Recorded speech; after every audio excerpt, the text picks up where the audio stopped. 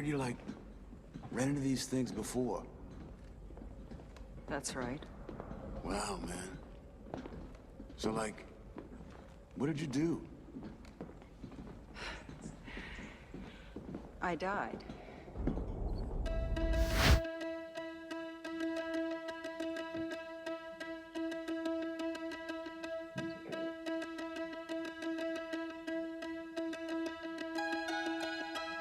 Listeners everywhere, welcome to the Movie Show with Joel and Ryan, the weekly fix for your screen addiction and a trusted source for discussion of all things film and television. Please keep in mind that for the purposes of this podcast, Joel and Ryan are not acting as journalists, but rather fellow moving picture enthusiasts. All of their opinions should be taken as such. Also, please be warned that while Joel and Ryan may seem like petulant children, they are, in fact, adults who may occasionally use adult language. While they promise to bleep out all the worst words, it's a good bet you will still understand what they were saying. And now, with no further ado, here's Joel and Ryan.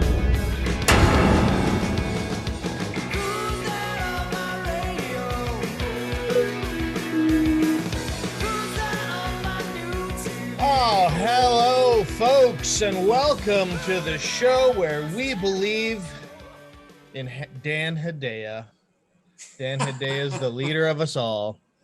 All right, welcome to the Movie Show with Joel and Ryan, and I am Joel. And I'm Ryan. I'm Michael. And Michael is back once again. Hey, it's been a little bit. We took a week off. Daddy was busy, and no, I don't like that. Oh, I almost want to start the show over. I don't like referring to myself as daddy in this show. No, that Mommy, Daddy, don't fight. Yeah. But we are here to finish up the our discussion of the I don't know, what would we call these? The original Alien, The Ripley aliens. the Ripley aliens, the Ripley Alien quadrilogy. And I wanted to know if Steve actually knows the answer to who came up with the term quadrilogy. Because, of course, a four-set story has a name already. It's called a tetralogy. It's been called that for hundreds of years. And then because they felt that might be meaningless to bovine America, they came up with this alternative term, which has stuck now. That's what everybody calls four-part movie series. Quadrilogy, which is not even a word. No. Although I suppose it's in Webster's now. It's been around. Yeah, I suppose it is. It is. It's been with us for 15 or so years, but I hate that now. term so much. But that is really what we should refer to this as. That term was coined for these four movies, the Alien quadrilogy. So it's as good a term as any, sadly, as much as I hate it. The quadrilogy really does mean the first four Alien films to me. And, you know, we talked about how awesome the first Alien is and how super awesome the second Alien is. Second Aliens so good, we needed 4 hours to talk about it. Yeah, That's true. So good. But this one, these last two, I believe that should be over in a flash. Should be able to get you on with your life here momentarily. Yeah. I think that might be the case. And counting down 10 minutes. Here we go. Yeah. All right. This will be maybe not. Maybe we're more verbose than the Aliens sequels are. Like my what would you do segment intro might be longer than our discussion on some of these. We'll see. And you called yourself daddy. That's gonna stick. Oh God. No. All right. So let's get, are we calling these deep dives? Because they're not really deep dives. They're just no, they are kind of. We'll see. All right. Here we go. Deep dive into the final two Alien movies, Alien 3 and Alien Resurrection.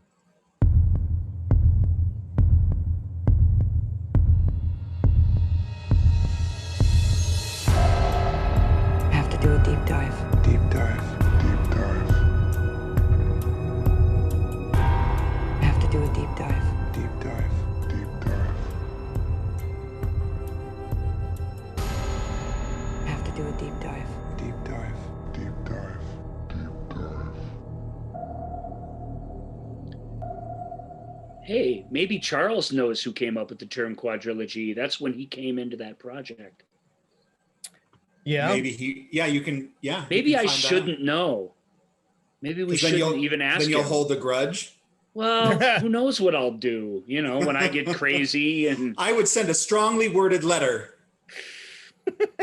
yeah, I mean, But that's I the might only do set that, I have that set. I mean, that's my go-to set. Like that's what I have still. yeah, it's from a content standpoint, it was second to none at the time. It was the greatest DVD set of all time. Although if your life depended on getting a particular disc out of that in a hurry, because I needed, you know, I needed the entire dining room floor to open that thing up. Yeah. Which I dealt with that is, this last week. Yeah. Yeah, I don't think that's particularly well designed. But content-wise, you can't argue with it. The vast amount of my knowledge comes from the documentaries on those sets and all the firsthand information of virtually everybody involved in these films. Virtually every single person takes part in that. One of the key people who does not take part in the quadrilogy supplements and recuts and commentaries is the director of Alien 3, David Fincher, who's gone on to bigger, better things. David made lots of music videos, some of the biggest, most elaborate ones at the time. Madonna. Vogue. I think Vogue is like the biggest video in the big video era, and that I get it. Like, well, Express Yourself, he did that too. That's pretty big too. Big, giant, multi-million-dollar productions, basically, where it was what they had gotten to at that point.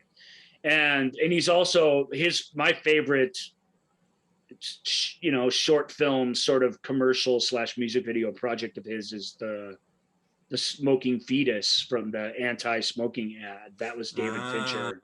Okay.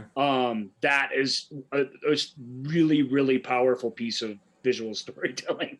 You know, it only takes 30 seconds, and if you don't know it, you're zooming out on the little, you know, Star Child basically from 2001, if you can imagine this image. And as they back up from it, you see that there's smoke coming off of it, and it's basically the message of the ad was when you're smoking, when you're pregnant, your baby is smoking too.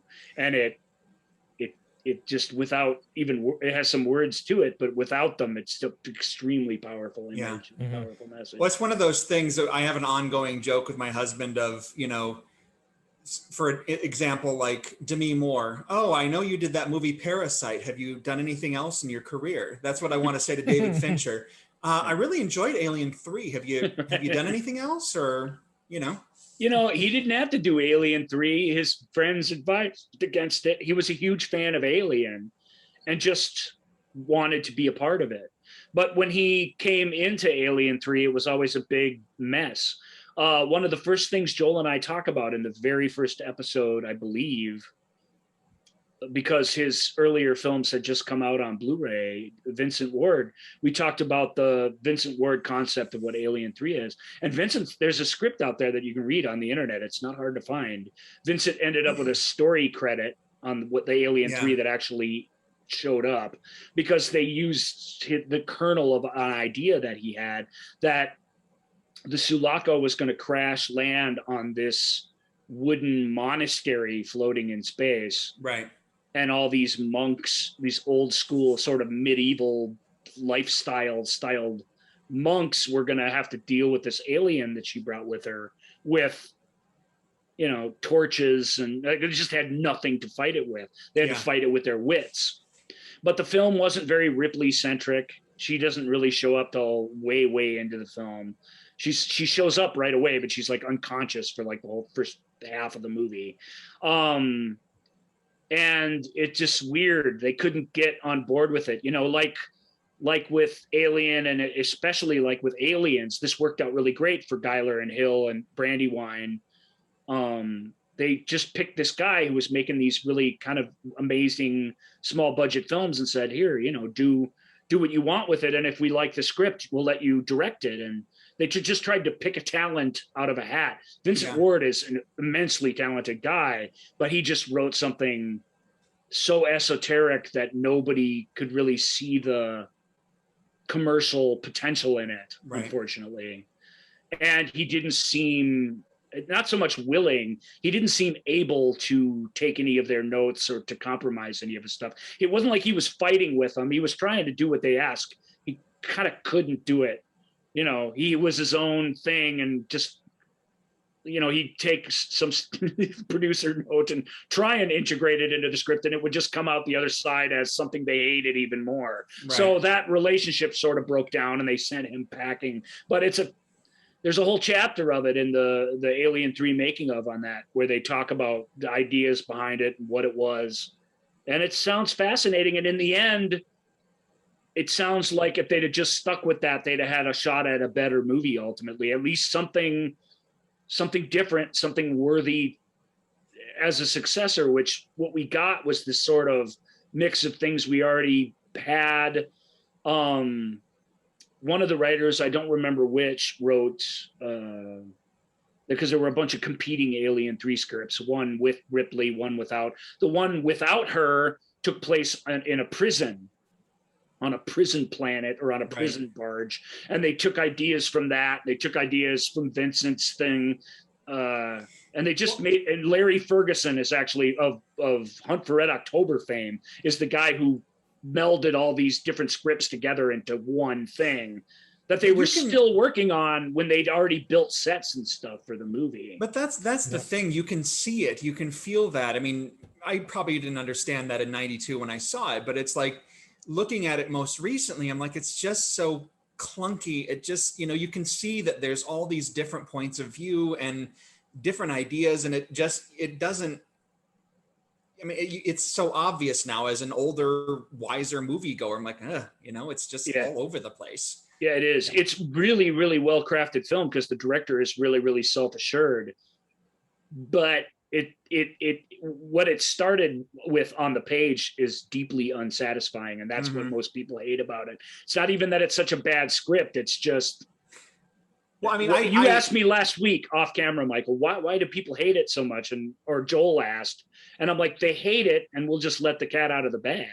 They hate it because it completely obliterates the meaning and the struggle that we went through in the previous film. Yes.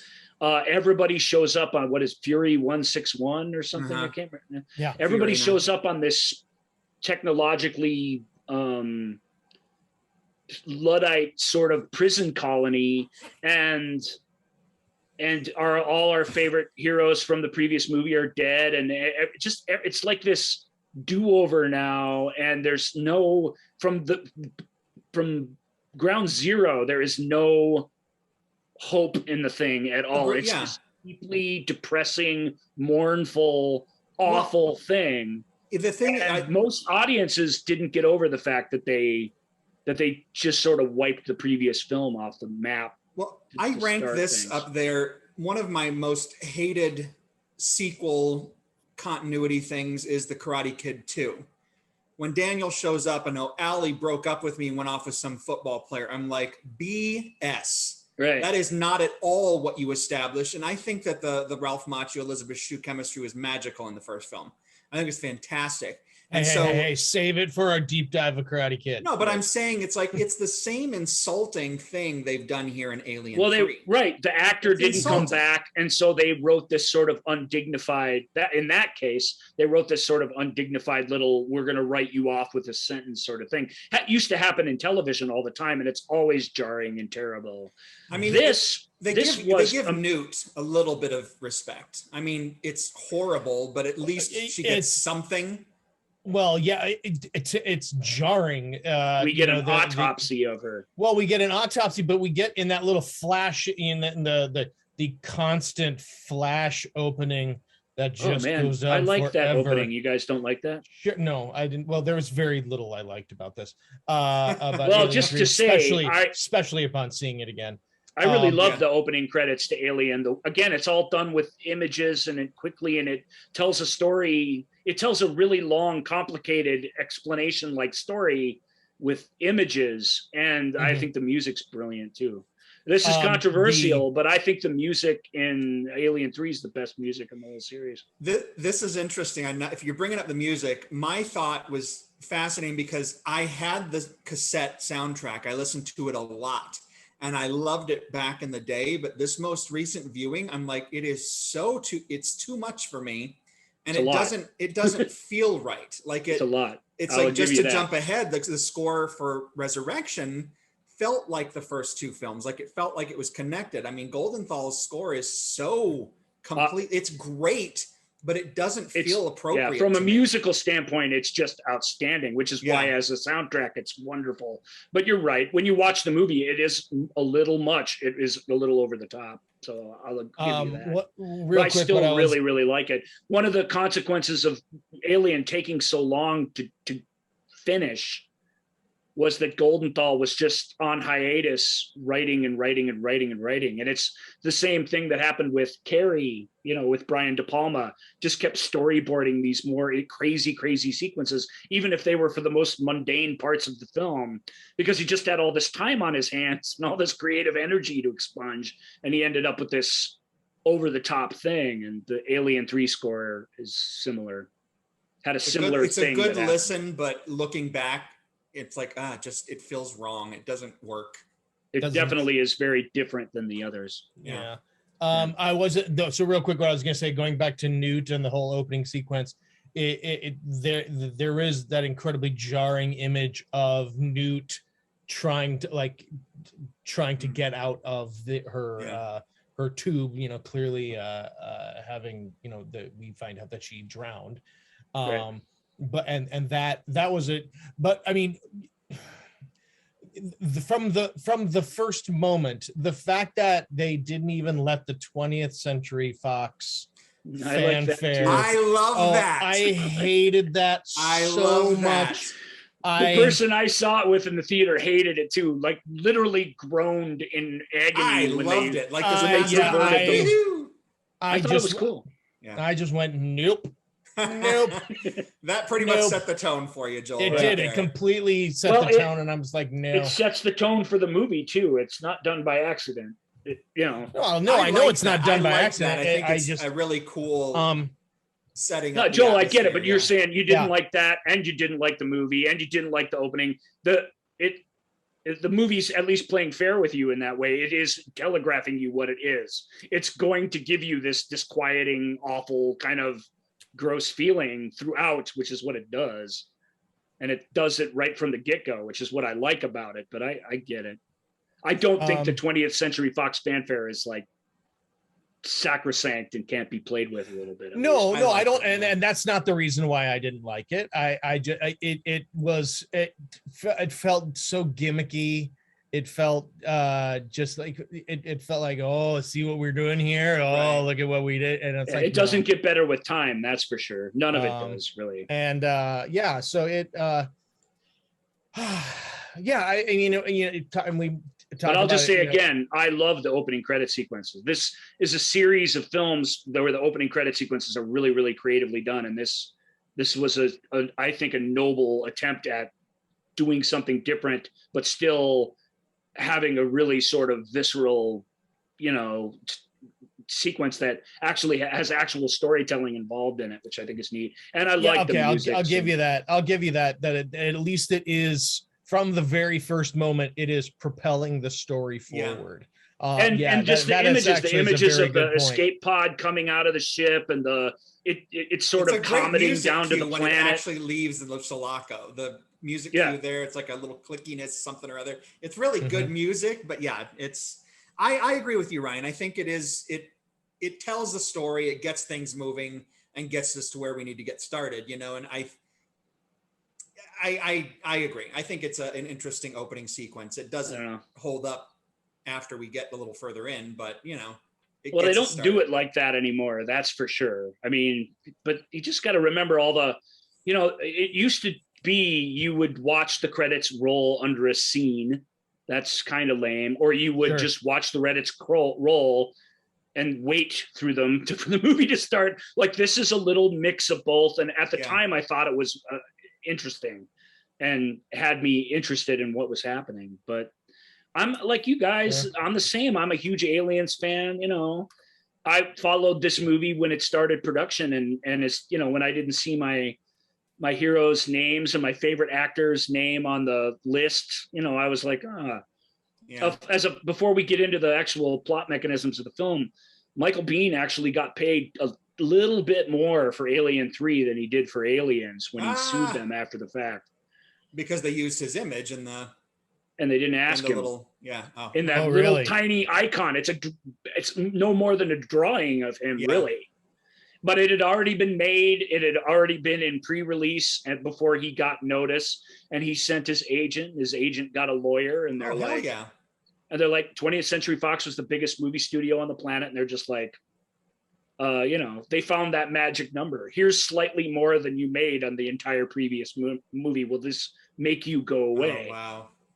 And he's like, yeah, that'll do the trick. I didn't want to piss anybody off. I just pretty sure you can't use a picture of me without paying me. Right. Yeah. And he was not wrong. No, he is not wrong. So all right. Well, anything else before we get into the film proper? Well, my thing is, I saw this twice in the theater because I so adored it back in the day. Like, whatever reason, I was an emotional Me too, 3 times in the theater. Both times I went, just sobbing, and I didn't sob at any of my 3 times, but that little inkling watching it this week, just a little inkling of that emotion returned, and I'm like, okay, the fact that it didn't return full force says a lot. So I didn't sigh. I cried a little, but that was because I strained my eyes when I was rolling them. I get it. Yeah. So we get so we are intrepid heroes that survived aliens. This whole opening sequence, we discover that nope, the monsters are real. The queen managed, I guess, somehow to get an egg into. This is my question. I've always said, like, she tore her egg sac to go after Ripley. So could there have still been one egg that was just ready to kind of move from there? And pass into the egg sac, and that's where it came from? Or she just picked one up that was laying there that hadn't been incinerated yet. But wouldn't there have to be 2 eggs? Because there was one that has that got onto a crew member, and then there was the one that gets that becomes the main antagonist of the film. So there had to somehow be 2. Unless we are to believe that somehow this face hugger is doing double doesn't die after it but then it does die, I guess for some reason. So that's the film does well to not really dwell on any of the details of this. Partly because we shouldn't want it to, but partly because if it did, we'd all be asking these kinds of questions, which over the years, I don't think the opening of Alien 3, like the people who wrote it and shot it, realized we would get to a future where we just cared about every little bit of minutia and had to draw these logical lines between. In other words, they weren't serving the alien nerds such as ourselves. They weren't. This film was not attempting to do that at all, obviously. But those are all legit questions, like what, she carrying 2 eggs under each arm? I mean, the idea is absurd. How'd they get there? We know it's something the queen did, but it what is it? It's not thought too much about. Yeah, I mean, I guess I would the only reason to make Alien 3 is to serve the fans of the first 2 Alien movies and to serve the fans of fandom in 1992 wasn't what fandom is today. They wanted to make a big commercial movie for everybody because there was a nickel in making more Alien movies. That's what they were thinking. They weren't thinking about internet nerds at all. That was not even in the back of their head. But I think episode 3.2. Yeah, no, but I think that's I bring it up to I think that this is you know, this is one of those things that when you're trying to mash together 47 different stories, Right. there's just some things that are like, yeah, you know what? Yeah, there's 2x. Sure, there's 2. That one this doesn't is- die until it gets to implant 2. Right, exactly. things. This is You're what's totally right fascinating about to that. me. Like me, nobody trying to make a go in the screenwriting business. If I wrote something like that had that big of a plot hole right at the beginning, Right. that would be an issue. But because it's 20th Century Fox, they can do whatever they want. It is Michael? that sense of, you know, okay, just let it go. It's Hey, fine. buddy. No one's gonna see it. Hey, guess what? Yeah. You're not nobody to us, pal. Yeah. Jeez. But You're it's a You know what? special true. guest. You are somebody. Thank you. But no, but it's true. It's like it's that matter of Yeah. I could not let something like, even in my own mind, let alone someone looking at it and giving me notes, I would not let something like that. It's like I have to figure this out. Yeah, it's been You a know? long time, but in my understanding of Vincent's script is that it's an alien warrior cast that gets aboard and is the problem at the next level, and that's much more easier and much more believable. But at somewhere along the line, somebody wrote some note, I'm sure, that said, well, we want, you know, the whole alien life cycle and this. And then somebody had the idea, well, what if it were born out of a cow? Then it would be like this 4-legged alien. It would be totally different. Yeah. That'd be something new. But Joel has hit the nail on the head. What you have is writer upon writer upon writer upon Yeah. writer, draft upon draft, where people are dismissing other people's ideas, adding their own, and it just gets disconnected. In defense of this last screening this week, I took no time. It just went on. It wasn't in my mind. It was that little brief, like, oh, but I'm like, whatever, just Well, go on. that's what I did at the time. Because even at the time, I was like, well, but wait a minute, whatever. You know, that really. Well, I mean, to the film's credit, you get in, and then that's forgotten because And to it the is credit- interesting well, enough to. And believe me, I love that you guys were able to move on from that. I literally, I'm like, well, now where did that one come from? Like the dog's barking, and I'm like, well, now what? That one's just like, hello, I'm here. Hi, hi. And I just was literally like, well, oh, okay. So the rules that have been have been established for those first 2 films, mean nothing. Yeah. And they mean less and less with each successive film. It's true.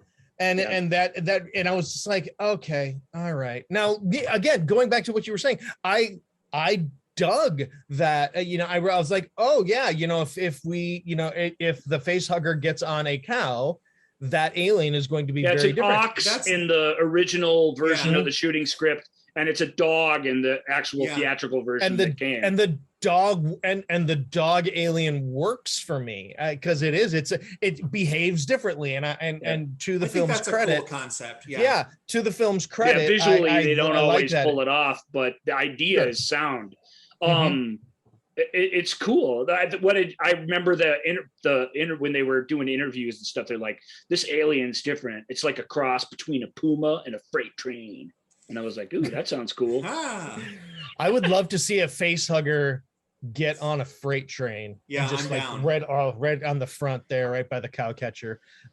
Sure. Anyway, so Ellen Ripley is the sole survivor of the Sulaco. Kind of and, half man, still half around. Well, no, I mean, Now he's a quarter man. He's more like quarter man now. Yeah, it's true. I know, I like that a lot.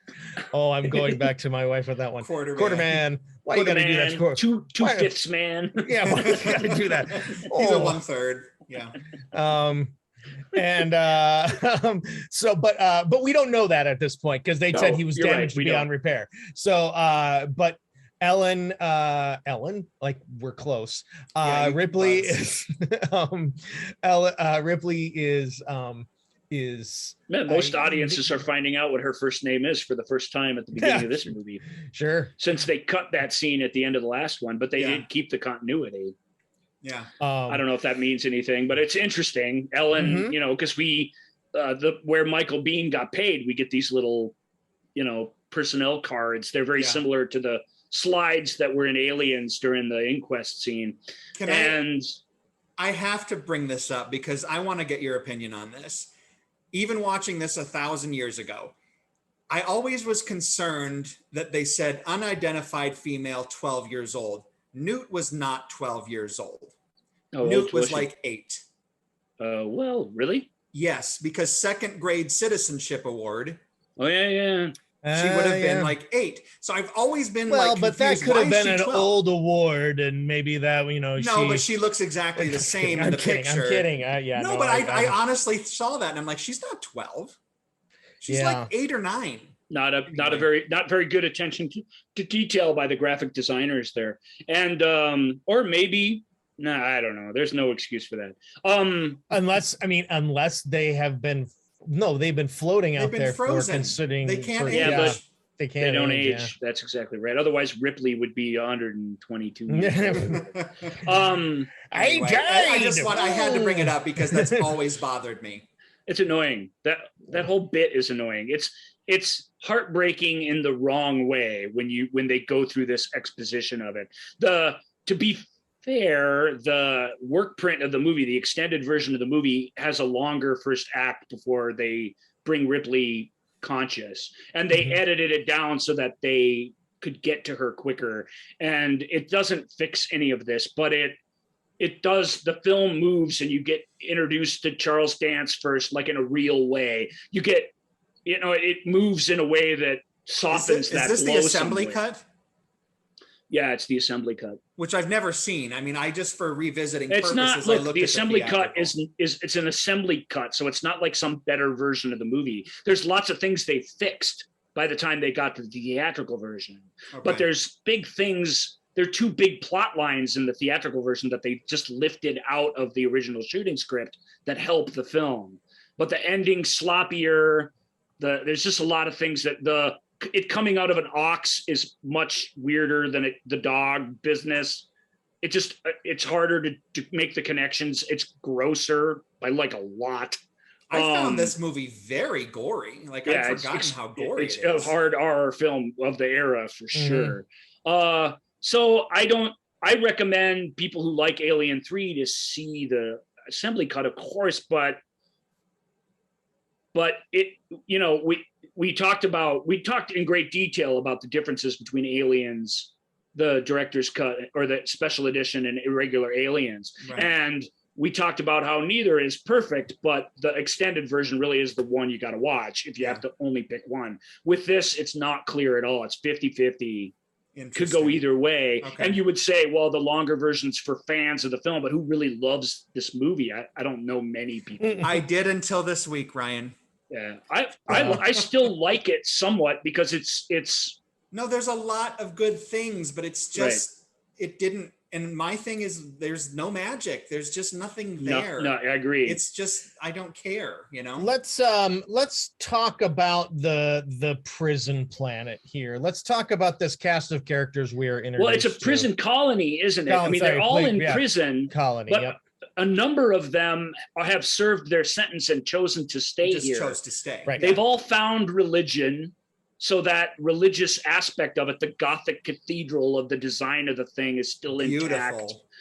It's really great production design and really, really well shot and photographed by the director and his crew. Yeah. So at least you get that out of it. Even the optical effects, I said some of the alien effects, especially the digital ones, they just couldn't quite do. Yeah. The puppets are still great. Yeah. Alec Gillis and Tom Woodruff. Yeah. They're Stan Winston acolytes, and they are top notch.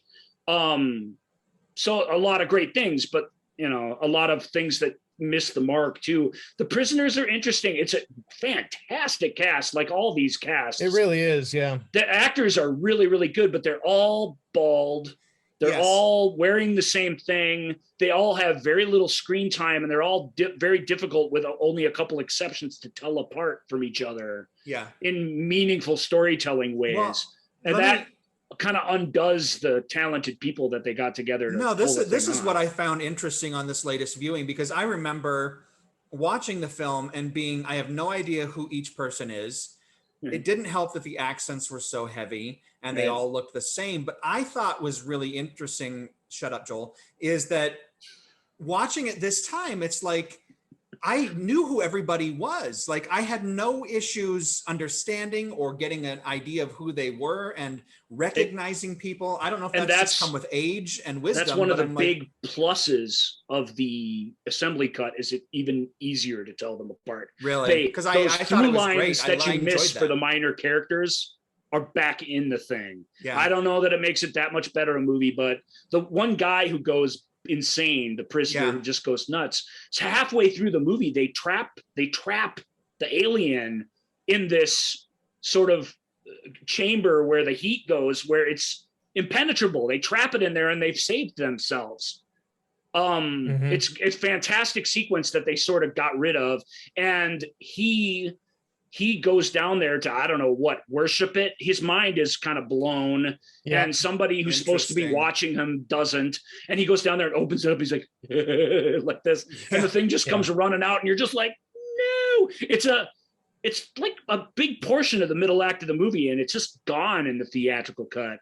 And it's too bad, because that's the thing I miss the most, is that mechanism. The fact that they outthink the thing, and then because of their own dogma and because of this weird, partly because of this weird culture they created, and partly just because this guy was bonkers, and who wouldn't be a little bonkers in this situation.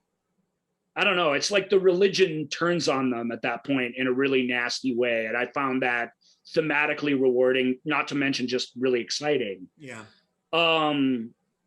So that's to me, that the opening with Charles Dance's doctor character, since I remember the movie critics at the time, and we'll just spoil everything. It is a deep dive. Sorry, guys. Yeah, no. But the movie critics at the time was like, God, the only other sympathetic character in the whole damn thing halfway through. Is not even halfway through, is just discarded. And of course, he's meant to be a stand-in for, Apone and the sort of, the people that get killed in the aliens that seem sort of, worthwhile, or even Captain Dallas, whose demise feels inevitable when you're watching it, but you just don't want to believe in your head, if you're buying in, that he's marching off to his doom. You want to believe that the captain will be around to lead us and somehow figure this out. And Dance is very much that character, and it's a fantastic performance by Charles Dance. Is. I mean, he's so engaging and so attractive, and it is sad that it seems that there's really I don't see really the point other than to just continue to hurt Ripley. Like, right. What purpose does it serve? Right. It's brutal, and I guess it kind of plays into the fact that they've already killed Hicks and Newt. So why not, it's a nihilist film in that way. It just tortures you. And this is one of the killing Newt and Hicks is unforgivable. It's still, I'll say good things about this still all the way to the end, but it's unforgivable. I have not forgiven it for it, and I never will. No, so it's extra to cool. me. Yeah, to me it feels like it was one of those moments, as if you didn't believe it with Newt and Hicks going, it was no one is safe. Don't the moment you're going to get attached to a character, I'm going to go ahead and kill him. But the movie doesn't provide you any more characters to get attached to after him. Well, I think we're supposed to feel that way about Charles Dutton's character. But you don't. You don't. No, you don't. Not that he's a bad character, but you don't. There's nothing there. There's nothing of substance. But I do believe that we're meant to sort of transfer our our loyalties or our desires for victory to that character, and yet I'm like, he's totally gonna, from the moment we met him, or not moment we met him, but it was like the moment this whole thing, kind of the whole third act, I guess, started. I'm like, he will be sacrificing himself, because that's what that character, because that's the function of that character. Right. As opposed to this is a person I'm buying into it. Dutton's good in it. He's got that great speech, that great, fighting on your fighting at your feet like a man. Yeah, or dying. yeah. All the speeches in I ain't this one were for really- begging. Yep. All the speeches, including Ripley's, were just like, oh God, these are bad. Well, You yeah, like and the then In the in first, his- it was Crew Expendable. I'm just like, oh God, this is just so Yeah, clunky. yeah. And yeah, and, but I and- don't want. I I don't want did to like the pass funeral over. scene. yeah, the funeral scene. It's was, very moving. It's also again, that, it's got that the great Goldenthal music. cue. Yeah. Yeah, it's got the great music. It's the preaching style of Dutton's there. I think is But very I love effective. that image of the warden, then Charles Dance, then Weaver. That kind of, it's beautifully done. But the thing I don't want to pass over, since we've already talked about Dance's fate, but Sure. this latest viewing, I found it so strange when Ripley starts flirting with him. It felt so. Where is this coming from? I know she's a human being, but Well, she says, after I've been all out here this- this whole time. She says this, I've been fighting this my whole life. But really for her, all of this has happened over the course of a couple of weeks. She's had a little bit of time running the loaders on the Gateway station, but otherwise. no, I get it. She's horny, but after where she is and what has happened, it just is like this. I understand you want to get them to connect, but I don't think you needed to get them connect sexually. It was really odd. and it was like, well, was this a tactic to not talk about what you thought? You know, was it? I really feel like it's like the Dallas Ripley relationship. They weren't in love or anything. They were using each other to satisfy their needs while they were deep in space. There was respect and a connection there, but that was, with Hicks, Cameron, and it's not like they have sex or anything, but with him, he showed us a future where this family unit with Bishop, in the kitchen making dinner, literally could be a thing that we could all believe in and love, that there was hope that could come out of all this intense nastiness. Aliens is a nasty film. It's harsh, but it has this kernel of a thing in it. There's nothing like that in this. But I didn't mind that they just hooked up, because I think she comes from that culture. I think he's lonely, and here's a beautiful woman. We should also talk about her shaved head, because that was big news at the time. Fury 161 is the other infested. Main life form on this planet is lice. These giant lice, and all sizes in between. And to keep themselves free of lice, they all have their head shaved. And they said in a meeting, this is very famous scene that was in all the publications at the time. They said, well, they looked at her and they're like, well, what do you think about, well,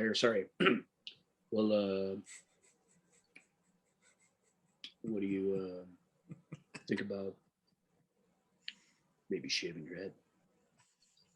And she was like, well, you'll have to pay me more for that. That was her answer. And is that how she got her co-producer credit? It was an extra, well, no, she got extra co-producer credit by bending the film a little bit for that character's sake. And it was her that really bought hardcore into that this was a final chapter of sorts. Yeah. And she really wanted it to feel like one. And that's why the whole thing feels like a funeral, because that's what it is. But I think that bit is funny. You'll have to pay me more. It was an extra $1 million and change in 1991 for her to shave her head. And that was a ton of money at the time. I love it. Yeah. Let's see. So we talked about Charles Dance, and the crazy prisoner Paul McGann, and he's a doctor. And that autopsy scene, which again is unforgivable, it just is. His sense, because they give Newt an autopsy because Ripley insists, because she wants to make sure that there's no what's great alien contamination there. Yeah, they go back to the escape pod EEV. Had EEV, and she sees a bit of acid there, and so she knows that something is around and doesn't know. That's Dance's finest moment, and he doesn't know why she wants this. He goes along with it out of sensitivity to her. His quiet, simple way of talking while he's performing this terrible act on this child, somewhere between 8 and 12 years old. No, it's wonderful acting by him, and so I cherish the scene for that reason. I think that's one of the most powerful scenes in the whole film. It's beautifully shot, that weird blue tint because it's so cold. That sound when her chest cracks when he opens it up, and Sigourney's reaction, her physical reaction to that, is just. But I think her best delivery in the film is in this scene when she's like, she kind of swallows and she said, like open the chest, like she more, like do a little more kind of thing. But I think one of the benefits of these early sequences is that eye appliance she has, that contact or whatever. Yeah, with the blood soaked eye. I'm like, it's so upsetting, and just it makes me cringe every time she's on screen with it. But I love that scene, and I think it's a really interesting the fact that who's the warden? I can never think of the character's name. When he comes down, it's like, why are you doing this?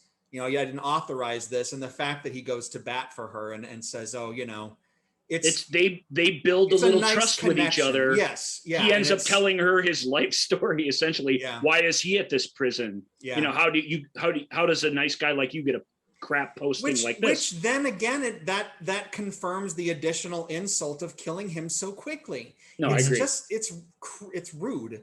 Well, and also, it's just not good manners to kill him at that point.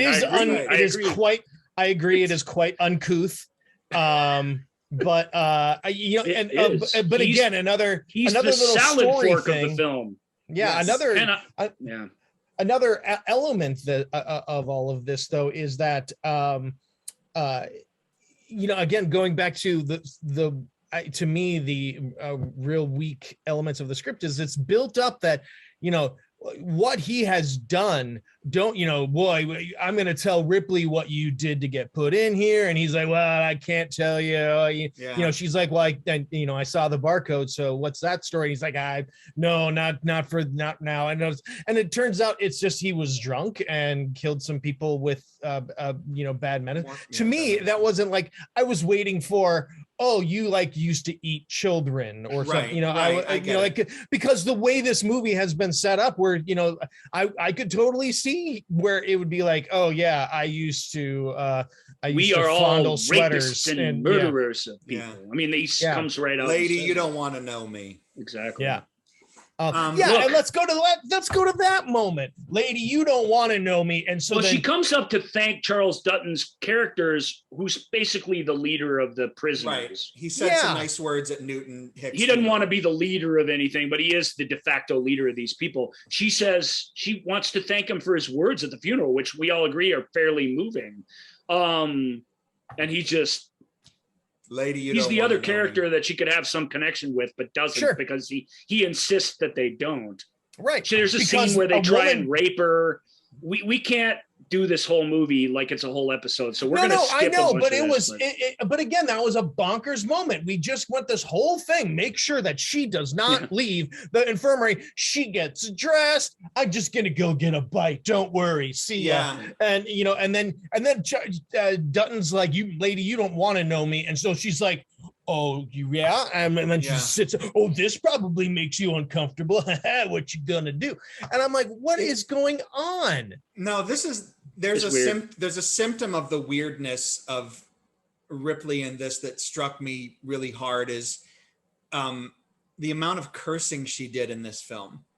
Yeah. It struck me as so weird. And I know she's cursed in the other films, but it always felt organic. It all felt kind of, they went way over the top in Resurrection as far as, big one-liners, but they started here and it's like, it doesn't work. It makes her cartoonish. But more to the point, Joel is describing a very common tough woman of the 90s ism that is in this film that is not part of the other films. It's very much of its time in that way, and it doesn't feel consistent with the character.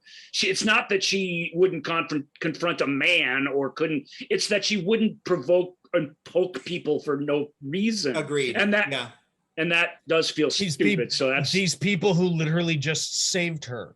Right. And even the worst guys, even the guy, Holt McCallany's character and that other guy who try and rape her, literally, they are praying and really trying to. They're rapists. There are no women around here. They've removed themselves from temptation and have been trying to live this chaste, like religious life. And you can see them struggling with just her very presence. And for her to provoke that does feel sort of weird and disrespectful. Yeah. Even though it's not like you can.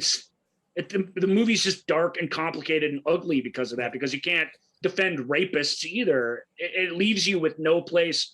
I hate to say. Bill Murray, I think it was Quick Change or something. He had a script that he wanted to do, and the studio wanted to put him together with Ron Howard. And he's like, oh, yeah, Ron Howard, he made, just Bill Murray's words. He said, oh, yeah, Ron Howard, he made a good movie once. I believe he's referring to Night Shift. And that movie was made in the late 80s, early 90s. So, that was his reaction to it. I'll actually talk to him. So they had this meeting, and Ron read the script, and Ron said, well, I don't do as good a Ron Howard as a David Giler, but I just didn't know who to root for when I was reading it. And Bill Murray's like, oh, well, then you're not the guy for the project. Forget it. Because Bill's point was you shouldn't be reading this like you're some suit stooge sitting over there in Century City. Right. You're a director and a creative person. And I think you're an idiot now. So please go away. I'll find some kid to direct this that doesn't need somebody to root for or whatever that is. But so I always, Bill Murray's, we worship him, but he's a really rude and obnoxious guy and has been mean to lots of people throughout the years. But in this case, I've always, at least artistically, I've always agreed with him. You don't. And everything does not need somebody to root for. That's not what every story is. Don't limit yourself by that. Don't limit your imagination by that. And don't allow that to happen on its own, maybe. But this film literally takes steps every time it can to make sure that you're not rooting for any of these people. It's not just standoffish by its nature, which it was already going to be. It makes an effort to make you not like them or not be able to accept them or not be able to be on their side when stuff comes down. On that note, though, one of the other things that struck me is that they made Ripley weak. This is jumping ahead a bit, but when she goes Dutton, we're jumping ahead. Go for it. Okay. When she goes to Dutton, says, kill me. I'm like, This is not the Ripley that we know. She sacrificed everything in the previous film. Everything. I mean, she put her it's just a stupid conceit. We find out that Ripley is impregnated not just with an alien, but with an Queen. Alien queen. With the Queen, yeah. And she tries, but she cannot bring herself to kill herself. So she asks the closest murderer to kill her for her. But it's not in Ripley's DNA to do that. It's so to give up if she has an alien inside her. I think it is. No, it is. No. Yeah, yes. I disagree. I don't think that she don't want to be hanging around when a queen comes. I understand that, but then she ends up doing it herself anyway. But I'm saying it's like. But that's in this film. That's considered character growth. But in Aliens, she asks Hicks to do it, right? Right. If it comes to that, I'll do us both. And she, and at the very beginning, when she has her dream sequence back in Aliens, when she's like, "No, kill me!" When it starts happening, she's like, "Kill me!" I guess it follows through, but it still didn't quite. It's clumsy because the execution of the scene was incredibly flawed, and the dialogue was just clunk city. But so let's jump to. So yeah, she knows that she is ultimately going to die. Because she has this queen in her. And by the way, Ripley's fake coughing, Weaver's fake coughing's terrible. Anyway, moving on. Wow. That's controversial. Sigourney Weaver. Yeah. Suck it. Yeah. So we get meanwhile like fake coughing. Yeah. We had a ticking clock. That's all that's going to be on Twitter and stuff now. Yeah. Michael Burns, Sigourney Weaver. That's all the show is going to be about. I almost want you to do it again to make sure I have a clean version of it because I think I started talking so I can use it for TikTok. Can you just say one more time about what you just said? Weaver's fake coughing is terrible. Okay, good. That's the TikTok. So then we get there's two ticking clocks in Alien 3. Ripley has the Queen Alien, and the Weyland Yutani group is on its way there. Have been notified automatically by the reports that get sent out. As they're putting the alien in the compressor thing, whatever, that's counting down. That whole sequence was pretty well done. That she randomly ended up in deep space on a Weyland Yutani run private prison colony is one of the, I mean, talk about hokey things, you know. But the fact that they're only 3 hours away, I'm like, that doesn't make any sense. That's true too. Although they probably aren't coming from Earth, they're probably coming from some other outpost. No, regardless, that doesn't mean we're just in the neighborhood. Well, yeah. I mean, again, in are they following the Sulaco? In Vincent Ward's script, they're in this monastery on this free trajectory into the depths of space. They really are all alone. Nobody's coming to help them or hurt them.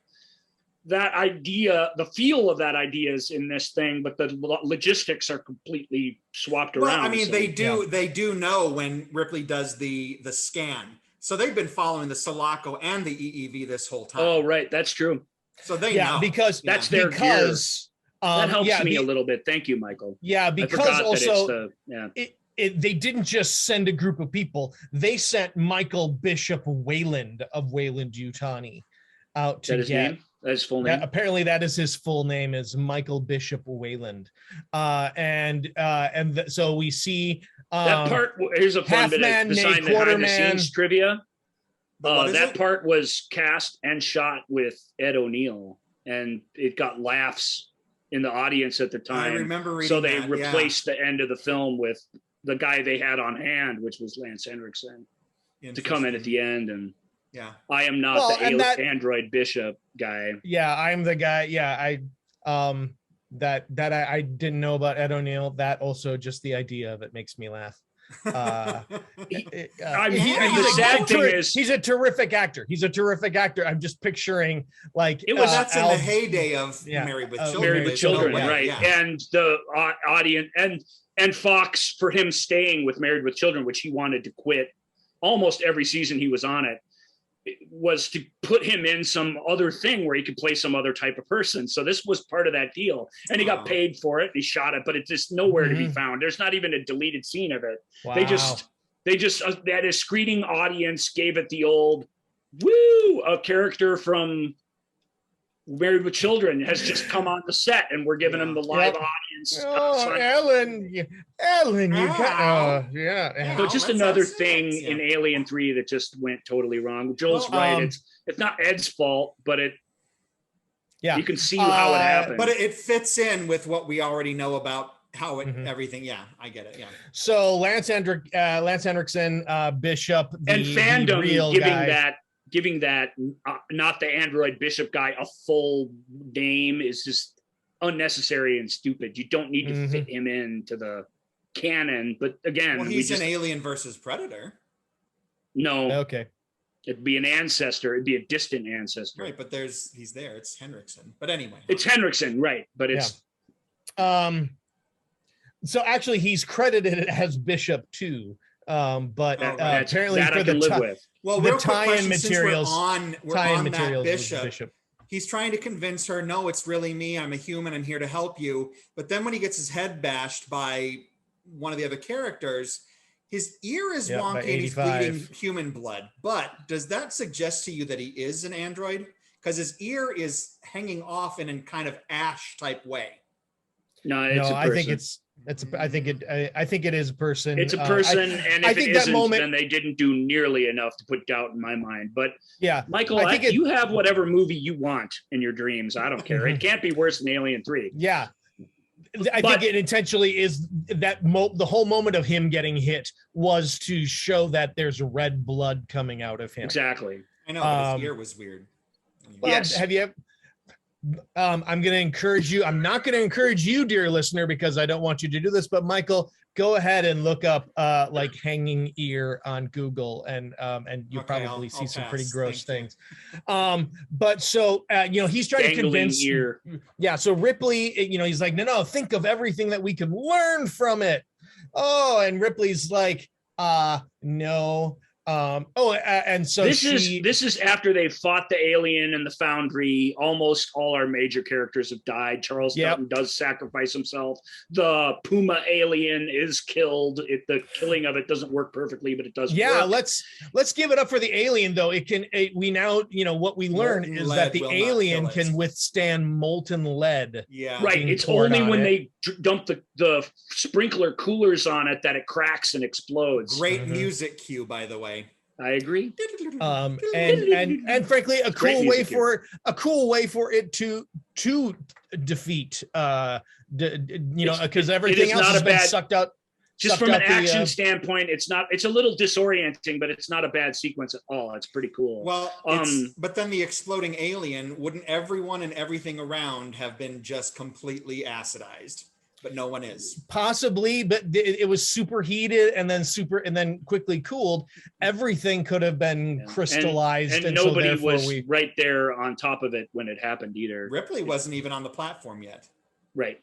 So, but still, I don't know. You're asking a lot of questions that nobody has ever asked, and no one cares the answer to. So we get the moment of you need to start finding things a little less interesting. I guess I'll put it in your own vernacular. You're not being helpful here at the end. This is about theme. It's about the theme of sacrifice, right? And we have now Ripley, who has Ripley and one other prisoner. That's all that's left after this big ending disaster. I can't remember the name of the other prisoner. He played a Doctor Who at one point. Danny. It's Danny Webb. Danny Webb is the one who survived. Paul McGann is the one who goes crazy and right. And Danny Webb as Robert Morse apparently is a very, very formal name is Morse's prisoner. But he's the one who survives. Ripley, good for Danny. He's a good actor. We didn't mention Pete Postlethwaite's in this movie. Like, it's really loaded with really good actors. It really is. It's Christopher Fairbanks is in it. It just Brian Glover, Ralph Brown as 85. Really good British actors. Charles Dance, we already said. Yeah. But they're all dead now except for Danny Webb. Alien is dead. Alien Queen is coming. Queen is coming. And Bishop 2 is trying to convince her they're going to help her. That, of course, that is an old story. That doesn't work.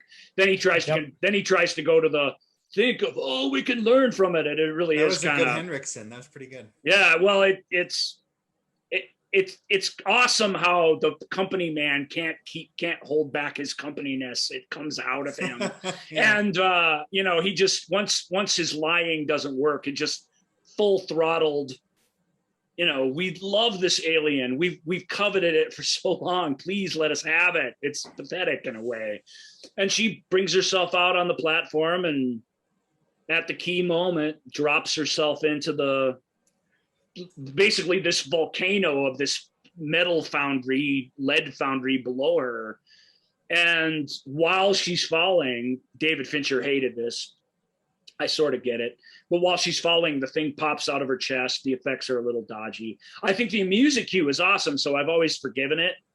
It's the same cue as the funeral of Newton Hicks. Yeah, but it goes even further because they added this extra stuff in it. So he had to wrote this huge heightened thing, and then the film requires him to make it even more heightened, which is a difficult thing to do as a musician. And he pulls it off, in my opinion.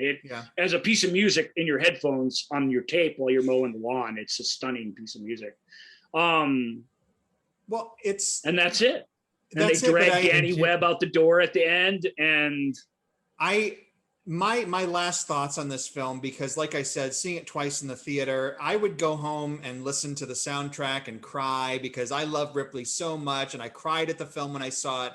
Yeah. So in my mind, there's this deep nostalgia of great emotion for this film, and there's this love for it, and it was actually kind of sad this week, because it's been probably 20 years since I've revisited, and I'm like, man, it's a bummer to me that none of that's really there anymore. It's just, it's fine. Technically, it looks pretty good.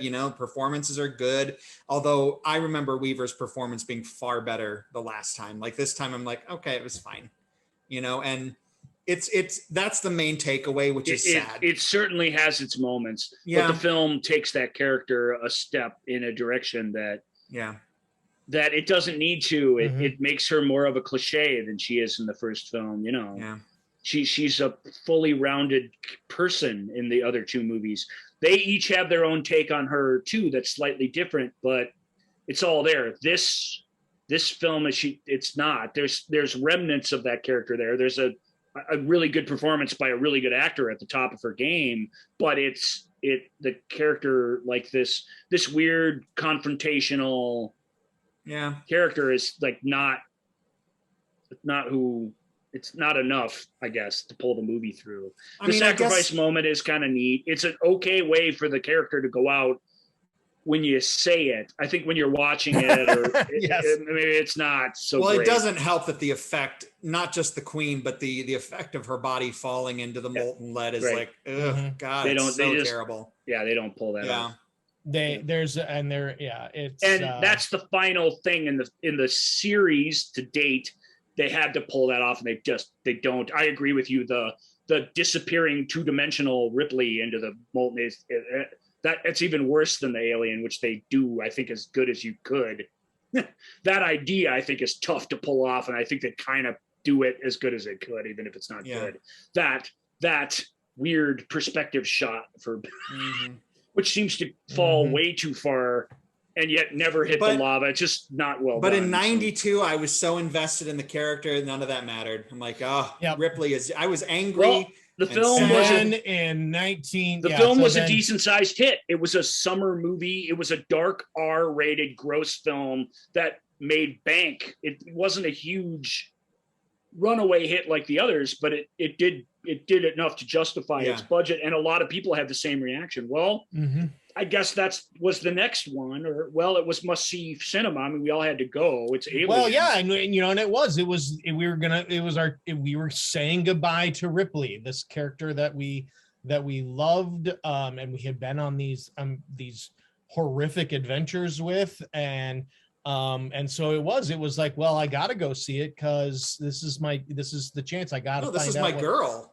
Yeah. As a segue, it really is the last time we see the Ripley character. Right. Right. It really is. But she's in another movie, but. Yeah. Well, so we move ahead 5 years. It really isn't a further adventure of the person we know as Ripley at all. No, and she, and we cannot call her Ellen Ripley because this Ripley is the 8th clone of Ellen Ripley. Right. And that move and Ripley 8, as I think is actually what she's credited as. Sounds about right. That is in 1997's Alien Resurrection. Man. Exactly. Thank so you. let's give our listeners a chance here to just take a minute, because we are about to talk about Alien Resurrection. Yeah. And that's not going to be easy. It's not going to be easy to hear. This is my takeaway. I loved Alien 3. Now I don't. I never loved Alien Resurrection at all. Joel and I saw this in the theater together. Oh yeah. And wow, this revisit this. I was in Kentucky when this movie came out. Man. Yep. This is rough going. Yeah, this movie. Obviously. It starts 200 years. 200 years later. It starts with. It's interesting because it starts with all of the main ideas that would later become the Firefly series. Which is weird because we all love Firefly. I think mostly because it's this warm, fuzzy place that even though it has some inherent danger in it, we all want to spend time in. And this, while it kind of has all the same archetypes and all the same ideas, isn't. It's just the opposite of that.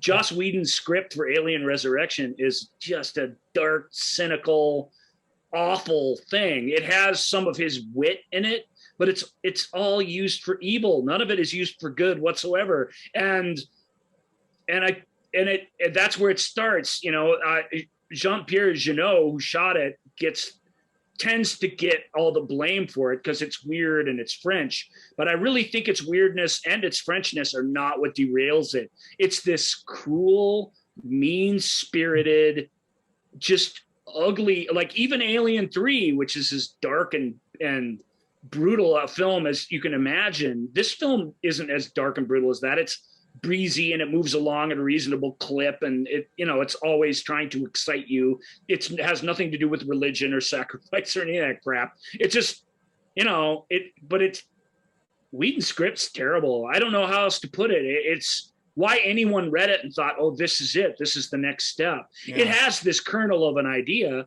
How do we bring somebody back that died in a, molten lead foundry? You can't. Right. So they had some of her DNA and they cloned her. That's the thing. And the only scene, and it's a wordless scene in the entire movie that engenders any empathy. I guess you feel bad for some people. Some of these people's fates are dark and horrible. And even if they're not the nicest people, they sort of don't deserve, nobody deserves to get, their head bit into by an alien or be torn in half or all the awful things that happen. Sure. But none of these people, not many of them anyway, a couple of them almost deserve to die that way because what they're doing is just so morally repugnant. But that aside, the only scene in it, and I don't mean to just skip to the scene, but why not? The only scene in it that engenders any empathy is when this Ripley clone number 8, walks through this laboratory where the other 7 Ripley clones are, the failed clones. It's grotesque. It's horrendous. But this is a moment where somehow the actor makes this a meaningful thing. One of the only meaningful things in the whole film. The crew is populated. Well, there's a military installation in space with an evil mad scientist played by Brad Dourif. Good casting. If you have to have a crappy movie like this, at least Brad brings a little goofiness and fun to it. Some unpredictability. Dan Hedaya, is fine in it, but it's not. There's the part there. Isn't written with any consistency or any humanity. No, not at all. And one of the more frightening visuals in the entire film. And this is in no way meant to body shame. I am a Yeti-like man myself, but the moment he wakes up and is just wearing a tank t-shirt with backlit. It is like that was probably the most jarring thing of the film. He's a hairy man, and it does make me want. He's very primate like. Yeah, I would love to see what H.R. Giger could have done with an alien that would have had Dan Hedaya as a host. We would have had alien effects in this film are brought better into the light. They're brought into the light. In a way that's a bad idea. Ridley had a cool looking alien, but really tried to hide it. Ray Lovejoy and Cameron tried to edit their way around it, so you never really got a perfect look at one until the Queen showed up. And then even Alien 3 tried to kind of go by the rules of the first film, where you slow trotted the thing out into the movie. This film, we see them in these laboratories. We just see them clear as day everywhere. And they're still an intimidating thing, but the very concept of the alien being that way in a film takes some of the psychological horror out of it, honestly. I agree, but the effects, the practical effects through the entire series have been fantastic. But the visual effects, really good in Alien Resurrection. Yeah, the visual effects, because in 3, any of the computer stuff is not good. It doesn't hold up. But in Resurrection, I'm like, they really made it work. Like all that stuff, I'm like, I'm buying it. I'm in. The swimming aliens in particular were all digital and they look fantastic. Yeah, comparatively. And again, it's Woodruff and Gillis, and they're really, really good. Yeah, really, really good at this stuff. But it's in the service of a story that just isn't worth telling. It's funny to me. One of the big things in this, because in 3 revisiting, I'm like, everyone's really selling their part. Like, again, I was able to tell everybody apart, and I'm like, these are really interesting separate characters. Resurrection had nobody was doing anything other than phoning it in.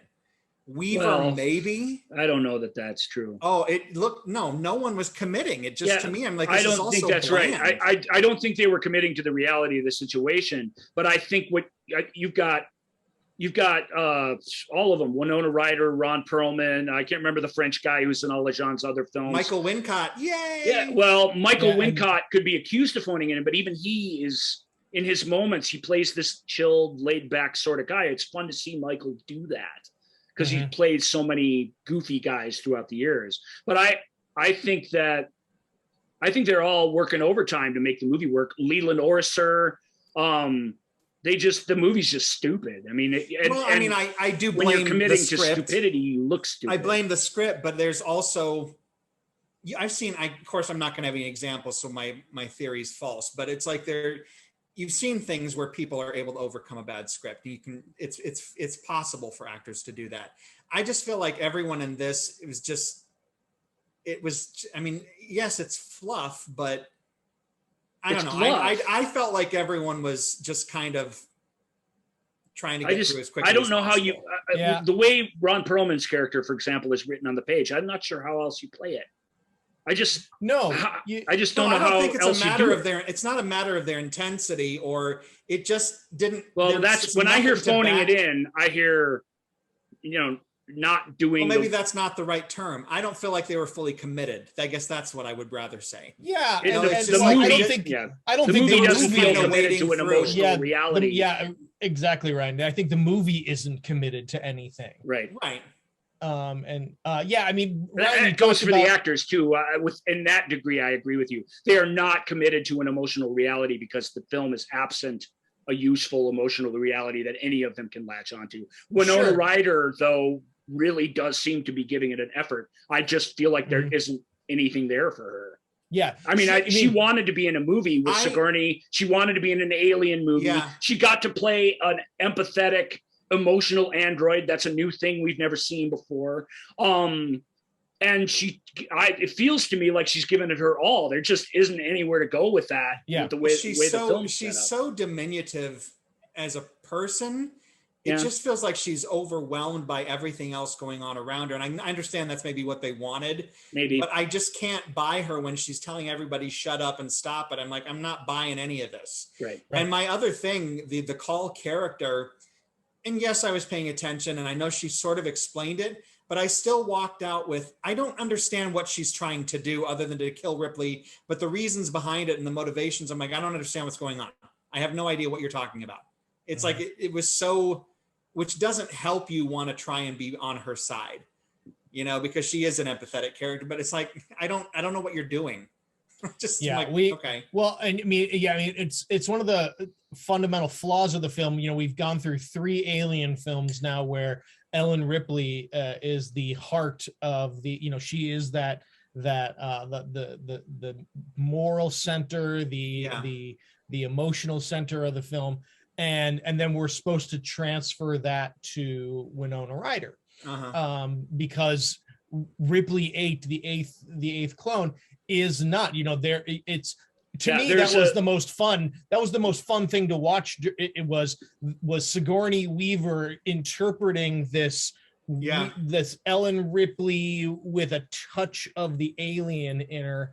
Was fun. I mean, there were elements of that where I legitimately was like, oh, that's fun. That must have been fun for her. Well, I think this is a stronger performance. This is a stronger performance from Weaver than 3. Perhaps. And I think it's not as likable a character, but it might be a stronger performance. I think she's just having more fun. I mean, absolutely, you're right.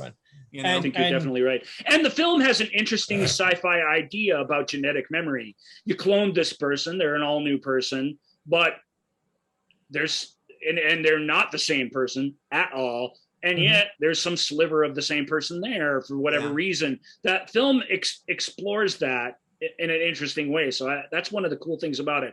Real quick, before we march to the end of this one, Alien Resurrection is the story of the military now, not the company. Thank you for at least doing anything different. I mean, the military is has this floating science laboratory. They have taken the genetic remnants of Ripley on LV-426 in an effort to clone a queen alien so they can study these aliens. And that genetic material has produced these weird hybrids and these different things while they've been doing this. Eventually they get a clean alien sample and they get all these warriors and they're doing all these tests on them and stuff in this giant spaceship. The spaceship was supposed to be, Joss Whedon for ages always wanted to have a spaceship in space that was like a skyscraper, that was tall instead of long. But of course, on a movie screen, a tall space station is really, really tough to pull off. Yeah. And that's why it's always been rejected. It finally showed up in Firefly. And then even then, when he got to make his movie, those are all gone. You don't see them anymore. Because on a movie screen, it just doesn't work. But anyway, there's this big, giant, really big, like, reminds me a little bit of the ship in the black hole. It's really, really big. Oh yeah. Goes on and on and on. And they're doing this out there because they're Spaceball 1. Because they're free of any sort of. You beat me to it. I was about to say Spaceball. It's a good comparison, truly. I mean, it's funny, but it's a good comparison. Yeah. They're out in space because there's no laws out here. They're free of any sort of regulations. They can do all this evil stuff. Ripley's clone isn't what they were after. They wanted the alien, but they got a Ripley clone, and that's sort of that's a little side pet project that this scientist that Brad Dourif plays is allowed to have on, on the side, as long as it's not too much trouble.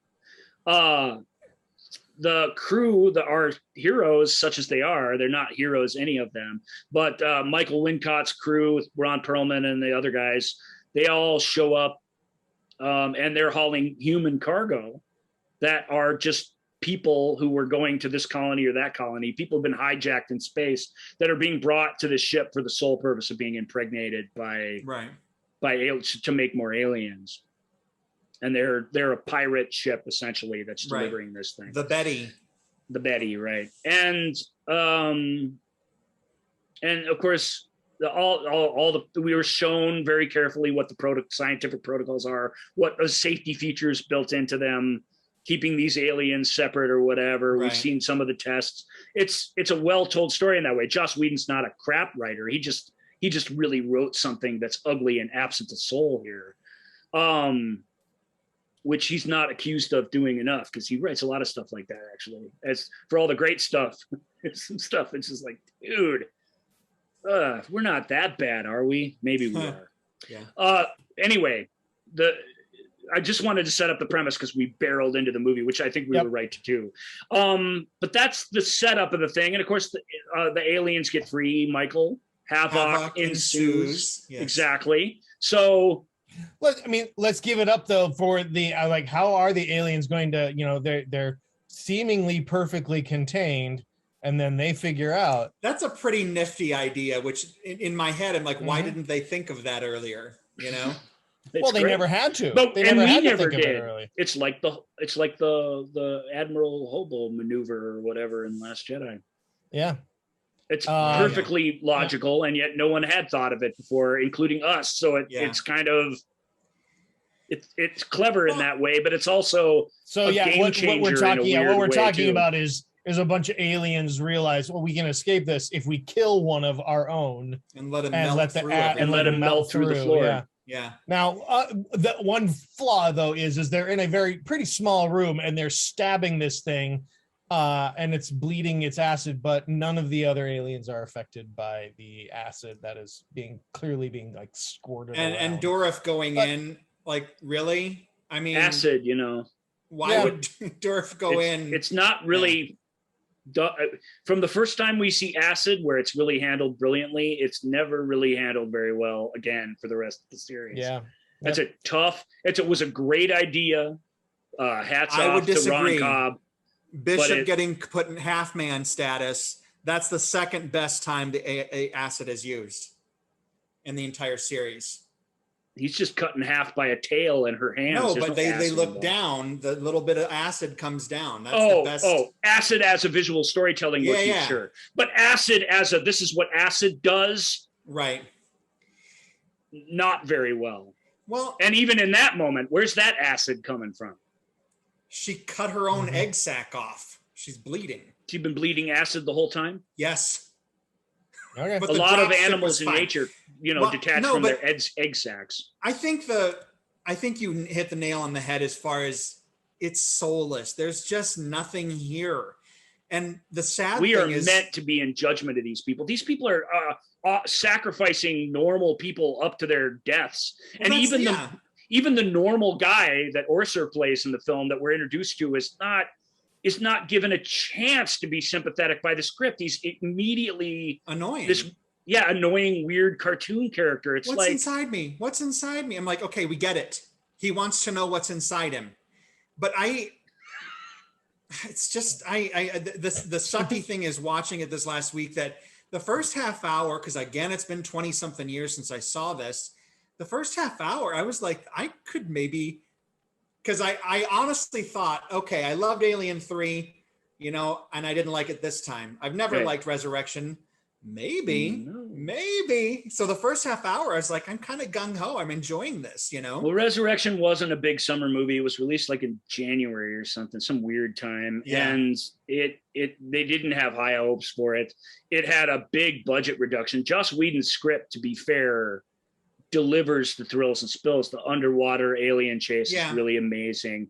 It had at the center of it, its major action sequence was cut, not from the movie, but cut from the shooting script for lack of budget. But it had this Jurassic Park like chase through this in a Jeep through this giant atrium with all these plants in it that were generating oxygen on the thing with the aliens. And it really would have been exciting and awesome. It would have been a big action movie sequence in this weird action horror movie hybrid film. And they cut it, and they still have some good ones. The scene on the ladder is cool. We should probably It's too talk long. about the beautiful, beautiful baby. The beautiful, Oh, beautiful God. baby. Yeah, That let's is get to perverse. It's so we so get sick. so while where Ripley has a touch of alien to her, the alien queen has a touch of human to her, Uh-huh. and And she gives a human or a mammal styled birth to which this was this- uncomfortable. just this perverse It is. this thing that I wish never existed. And It's so Correct. gross I don't usually looking. throw that around. I'm like, well, things Mhm. are what they are, and we'll just deal with Mhm. them. I don't like to wipe things off the map. That is not part of my cinematic philosophy or my life philosophy at all. But Yeah. I just think we'd all this- be better off without this human alien hybrid Oh, thing. so gross. as it's credited, the newborn. So the newborn rejects the alien mother, That's harsh, that moment. and Indeed. and that is how we get rid of the alien queen. That whole scene it only has value because Brad Dourif off Oh. the 100 scale Yeah. with insanity is Yeah. always entertaining. Yeah. No matter, this proves it. No matter the context, Brad Dourif going nuts. He delivers. Yeah. It works every time. You can That- count on it. Truth. And, like old faithful out there in Wyoming. It's really, I'm going to say interesting because I think it is. This whole This was going to be really interesting. no. sequence Oh, Mike. Oh, To this was me, going to be and Michael. revisiting Hold, it's Michael. not that. Did you guys freeze? You You froze. froze. Did Hang you on guys one sec. freeze? Can We'll hear me? fix you. Hold on. Let's get you. Let's Hold get that you- thought. Uh-oh. You look good, boy. It froze on a really attractive version of you. There. Hey, you're back. Hi. Here he Are we is. back? You're back. Okay. So what you What found? the- Hey, I don't know how many Zoom shows we've done, but hardly any freezing. And That's pretty Correct. good. Yeah. so, what were you Um, about to say? Let's just move on. No, just that this whole sequence is so upsetting and unsettling to me. And, I overuse that term primal, but there's something deeply gross about this. And it's not just the image of the newborn and the way it looks and that it has human But it's eyes. not and- deeply terrifying or deeply it's not horrific. scary. It's deeply repellent, Yes. And the whole and that thing. can't be what the movie was going for. Or maybe it is. You never know with the French. They are But weird. it's like, I just, Yeah. even the weird moment of sympathy when the newborn kills the queen and the way it does it, it's like, I don't like that. It's just, it's a weird, it gives me the willies, this whole sequence. And that creature is so yucky. And I actually have the action figure. I've got the Ripley Resurrection action figure. Nice but gun. I did have. Did you get that gun from Bishop? I think so. But I did have the gross newborn figure. I don't know what happened to it. I guess when we Well, moved, let's let I'm the better hold off. on a second here. Let's You actually give have a this photo to- of this thing? Yeah, let's let Oh, the it's so audience see. icky. Oh, For all see you what we're who talking only about listen to here. the show and don't watch us, Yeah, this sorry, is the time where that has paid off for you big Yep, time. it absolutely has paid off because You're doing it's it the so- right way. It's so icky. yeah, And you know what? Its demise is equally as disturbing as its actual existence. I agree. It's so icky. The whole, I this agree. movie's They gross. they shoot a little, or with a little bit of acid blood, they put a little hole in the window of the Betty, and it gets sucked out one strand at a time through this Ugh.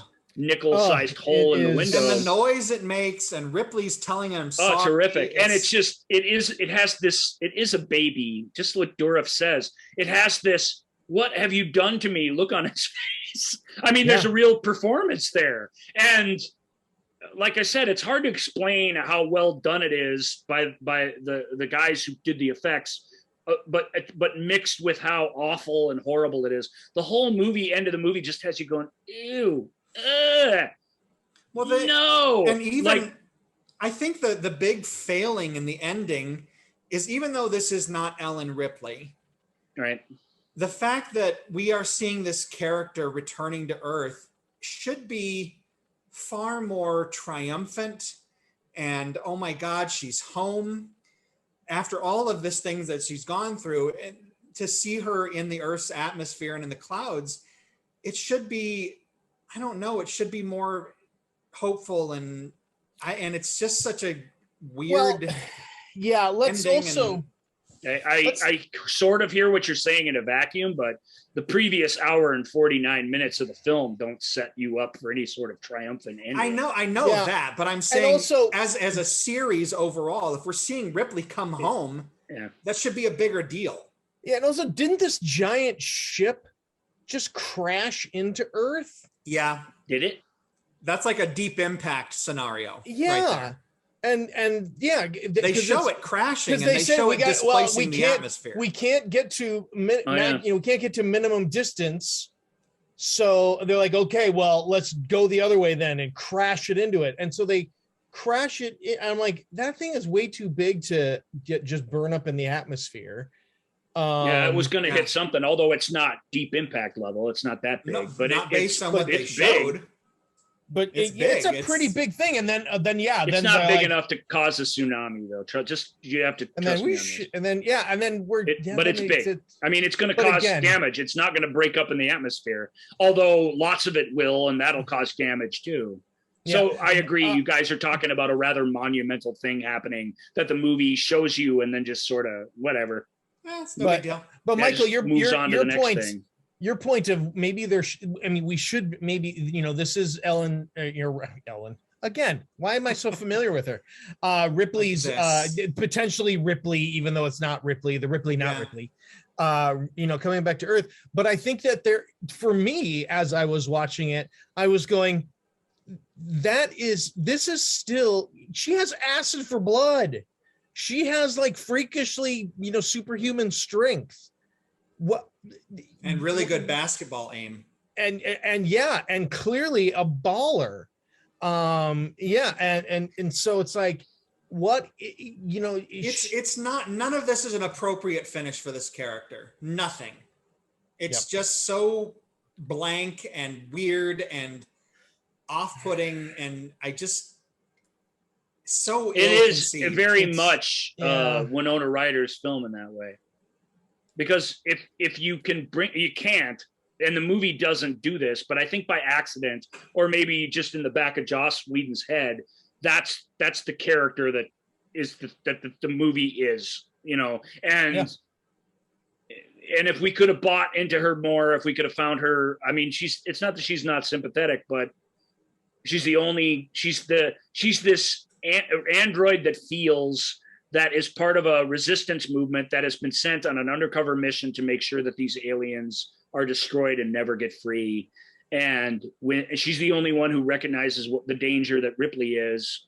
The other people don't seem to. The film ultimately doesn't seem to. What Michael's saying is legit. It's like, that's no good. And this is the last we see of her. I mean, these it's a terrible concepts have been carried into other films, but the clouds it's kind of pretty when they're coming through the atmosphere and it turns into clouds so it gives you that this feels like a happy ending, but it isn't. The whole thing is awful. And I mean, again, not a poorly crafted film. You got creative behind the scenes people working on the thing. I love that shot.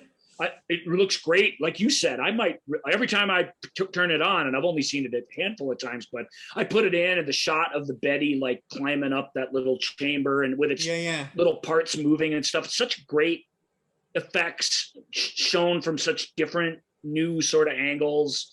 There's a lot to like about it from that standpoint. But as soon as Wincott and Hedaya sit down and have that conversation, that is a bleak, ugly, awful thing that they're talking about, and that film gives you nothing else to counter that the entire time. It's evil scientists, unfeeling, pirates, worthless military people. Pirates. Yeah. The pirates are, what they're doing is absolutely repugnant and awful. Most of them are complete dicks. There's just nothing to glom onto. Let's go back to that, that moment that you talked about where, one of the only moments of empathy where Ripley 8 is looking at the other 7 clones and has this visceral reaction and destroys the entire room. And we have the other one of the clones actually saying, please kill me. And blah, blah, blah. And it goes, and then, the one that's actually alive. And it's it's like some Cronenberg mess. And so it goes on, and then she walks away, and it's this moment, and then we just get it. Then it just becomes glib because Whedon has Perlman walk up and say, "What a waste of ammo! What a waste! It must be a chick thing." And it's like, it's so. And it's all these things we've been discussing, and all these things that you could go back and really dig in and be like, this is why it fails. It's just such an oddball piece, even beyond Alien 3's shortcomings. This is so far from hitting the mark. I don't even understand. Like you said, this is the Whedon script. That's it. We're moving ahead. We're going to do it. I don't understand what the point was. It's like and I understand you want Weaver because she's a gifted actor and she's willing to come back again. But it never makes sense to me. When I was reviewing full time, one of the things I would say consistently, you have the resources and the know-how to get this done. And yet you come into it with a script that is absolute garbage and is ill-conceived and stupid. So and again, I can't stress this enough. It's openly mean-spirited. All of these films have some real cruelty to them, to the moments, but you are thrilled and excited by them because that fight to survive these impossible situations is thrilling, because there's the work of the science, the character, the atmosphere, all that stuff. It's been given some thought. This film's just mean and icky right from the start. The characters, just their conversations are just awful. Joel mentioned one. I could name several, half dozen of them, but I don't even want to say any of the things some of these characters say out loud. They're just ugly and cynical and awful, and you got to know going into it that's what you're getting. Well, when you just kind of stop and think about, we spent 4 hours discussing our absolute adoration of Aliens and how important it is to us as film goers and as movie fans. And then to see that 10 years later, this is where the series went. It's mind blowing, and it is the same people behind it. It's still Brandywine. It's still all the same producers. And to think that they could have seen something in Cameron's vision and brought that to life, and then 10 years later, like, yeah, this is equally good that we can move ahead and make this. I don't think it helped that none of the people interested in Alien 3 were interested in anything that Cameron did or following up with anything he did. Right. Vincent Ward wasn't, Fincher wasn't. They all admired and loved Ridley Scott, and they loved the creepy existential horror, and that's what they wanted to recreate. Yeah, but and hindsight they didn't is want 2020, right? I'm sure now they can look back and be like, yeah, Cameron's. Well, Neil Blomkamp wrote a script and Right. got Michael Biehn and Sigourney Weaver really, really interested in doing an alternate Alien 3. Yeah. I don't know what you would call it, but a film that truly continued along the same lines as Aliens and didn't make this left turn into Yeah. misery and darkness. And Sigourney worked with him on Chappie, and she Yep. liked him, and she liked the idea of doing another one of these as an older woman. Biehn certainly liked the idea of his character not going out as a chump. All that. But Ridley Scott then got the Prometheus deal, and suddenly Fox had two competing ideas for continuing their Alien franchise. Yeah. And of course, they deferred to Ridley. Of course, yeah.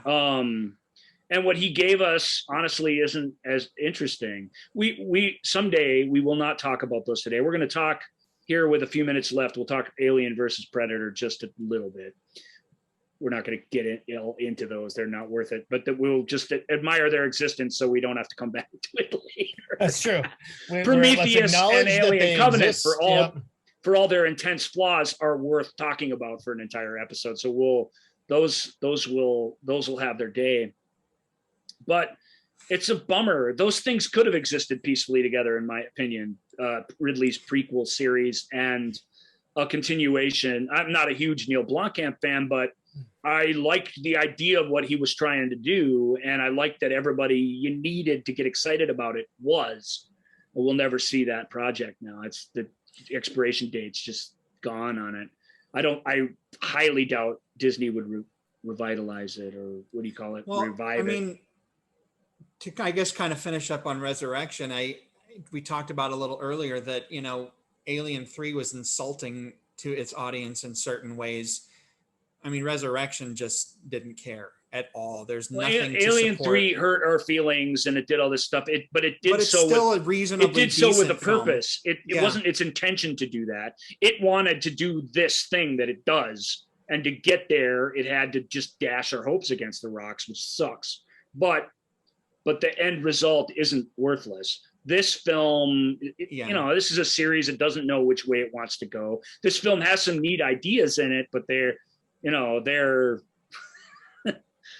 it's just they're not rewarding ideas, I guess, in the end, and it's an ugly experience. I really feel like I'm watching an awful thing. And the director in this case, who didn't help write it, obviously, he embraces all of that. He embraces the zany weirdness of it all, and I don't know that that's the wrong choice. It just gives you an unpleasant movie in the end. Well, that's what I'm saying. Ending Ripley on that note is just, it's sad. It's too bad. She was excited to do the Blomkamp project or Aliens 2, we'll call it. Yeah. Because it was a chance to kind of get this right. And in her mind, it was Wipe a away chance the to, sins. Yeah. it was a chance to, like, because she thought the Alien versus Predator ideas were, just the idea of that was terrible. At the end of Predator 2, when Danny Glover is chased the Predator, Predator 2, chased the Predator back. And Predator 2 is a really underrated sequel. That's also an ugly movie that's cynical and awful, but in a RoboCop kind of way, in a way where where you understand that this heightened awfulness does sort of reflect a side of us that is real. Whereas the absurdity, I think, in Alien Resurrection is its own thing. It's in its own world, Predator 2, he comes on board the Predator ship, and there's all these skulls of all the creatures they hunted, and one of the skulls is an alien skull. Mm-hmm. Another Fox property, very clever, really nice awesome little moment. Easter egg, Really cool. And ever since then, everyone wanted Alien versus Predator, Predators hunting aliens. Now, of course, Predator, comic books came out almost right away. Yeah. And some people say those comics are good. awesome. I don't know. I'm not interested in comics so much, Mhm. but a movie of that is problematic because what was the tagline for Alien versus Predator? Whoever wins, we lose. We lose. Yep. Yeah. Well, you couldn't have nailed it better than that. Well, No, that's actually a really great tagline. It's a good tagline, and it sums up the experience of watching the film. You're not Team Predator, you're not Team Alien. You need people in the middle of this somehow. And Paul W.S. Anderson, who we rightfully rip on the show all the time, but occasionally praise because sometimes he does something interesting. He cracked an idea, and his idea I don't think is bad. His filmmaking isn't great.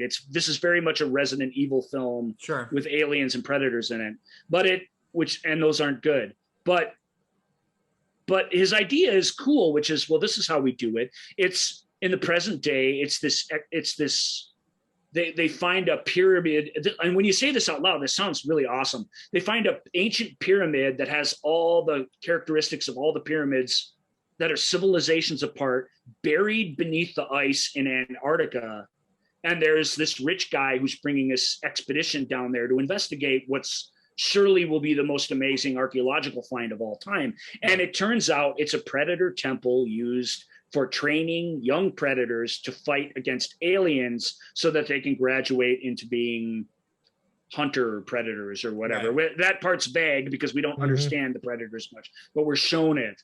And the people, unfortunately, in that film are just fodder that are thrown at the battle between these two titans, and they all lose, just like the tagline said they would. Yeah. But the idea was cool. How do we get people involved in this? How do we turn this into an adventure story? And it has a long, again, 45-minute, 50-minute first act that is interesting and full of ideas and mystery and stuff. Paul I hate to say it, but he's just not good enough a guy to have directed his own idea, unfortunately. And that film, it's got a pretty neat Queen versus Predator knockout, drag 'em out fight at the end. The creature effects are pretty great, but I have only seen this once, and my recollection was that I had a blast. That's my recollection. I have not revisited since the first time. Well, and I just remember this is so drop down, drag out crazy. And I love it. I had a good time. So I don't know. It doesn't treat the alien life cycle with a lot of respect. It's a soft PG-13 film. So you see a lot of things happening in flash cuts, but you don't really see anything. There's nothing even vaguely horror movie about it, unfortunately. That softens it and weakens it. Senna Lathan's character is impenetrably cool and perfect and not really a recognizable human being at all, like a lot of her characters are.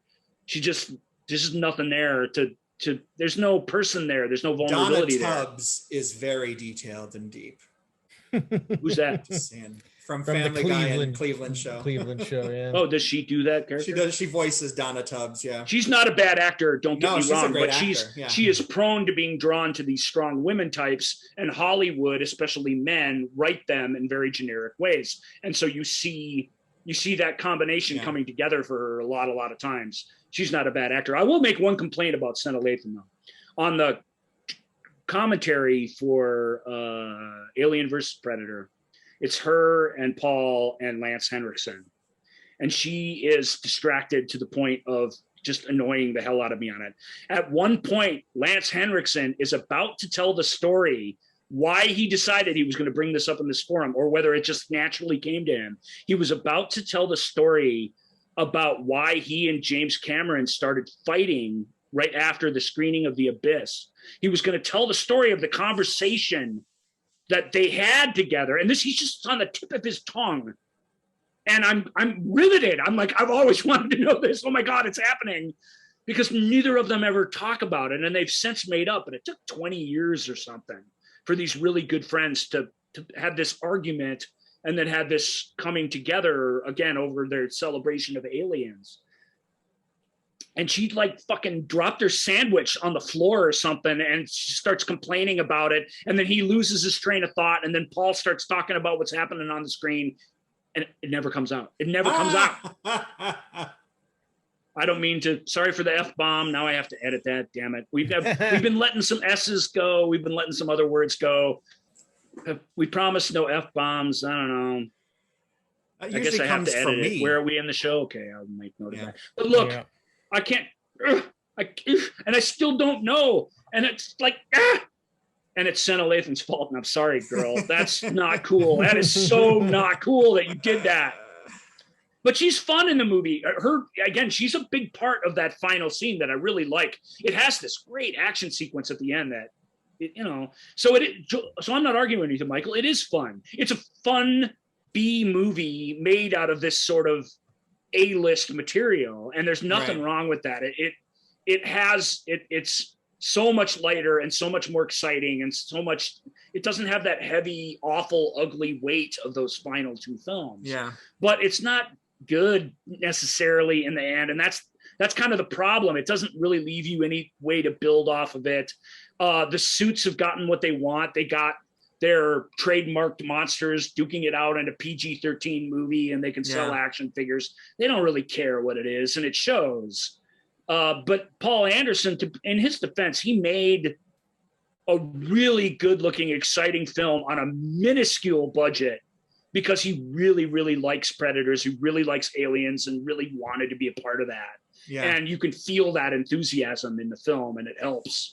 But it's little more than a really good Resident Evil film in the end. It goes kind of through all the paces. It has a lot of the same actors. It just, that's all he's really capable of doing. Enjoyable as it is, though. I mean, Requiem was crap. I mean, hey, I'll tell you a story. I won't name her, but my roommate at the time, we went out to see a double feature on Christmas Day, and we went to see National Treasure 2. And I wanted to see Golden Compass. I really wanted to see Golden Compass, but Golden Compass had talking animals in it, and she doesn't like that. So she said we should go see Alien Predator 2. That was her idea. And I'm like, well, okay. I mean, in my mind, Alien Predator, I'm going to see that, right? Yeah. Maybe it's good. They're saying it's hard R. They're saying it's gross. Maybe I'll like it. Oh, my goodness gracious me. I can't remember a single detail of that film other than I finished it and like, I will never give this another thought until today. The pregnancy ward in the hospital will stay with me till the end of my days. I don't even remember that. I do not even know what you're talking about. I'll never forget it. It'll never be able to wipe it from my mind. That film is, again, deeply unpleasant. And it was really weird because the funny wisecracking sidekick in the National Treasure movies plays the leather jacket wearing like badass rebel without a cause in Predator 2. And we just watched him do these two different roles back to back in these films on Christmas, right? On Christmas of all times. And hey, there's some cool Predator and Alien effects in Predator versus 2. Right. It was made by the Strauss brothers, who are effects artists at heart, and they do some interesting things, but the story, Alien and Predator, or aliens break out in a small Colorado town and a Predator is dispatched to take them out. Right. And doesn't think, I mean, the Predator is here to do us a favor, so just like in the first Alien versus Predator, we're ostensibly on its side, but it doesn't give a rat's butt about us at all. So if we get in its way, it makes no difference to him. He's there to contain an outbreak, and that is it. And so I don't know what to say. It's again, that's an ugly movie, cheap B movie material, monsters in a small town. I don't know how else to put it. Yeah. But their ideas are just cruel, and they revel in these gross, awful ideas. So it's very much the Alien resurrection of the Alien versus Predator films. And everybody hates it. Everybody hates it. Everybody hates it. Nobody likes that movie. Alien versus Predator has its defenders. Alien Resurrection has its defenders. Nobody likes Alien versus Predator 2. Requiem. Okay. Nobody. Anyone? Nobody. So on that note, and I challenge you, the viewer, not to watch it. Yeah. Well, these guys watched it, so you don't have to. Again, that's another thing I hate to trot out on these shows, but whatever. You got to say it in this case. It's totally true.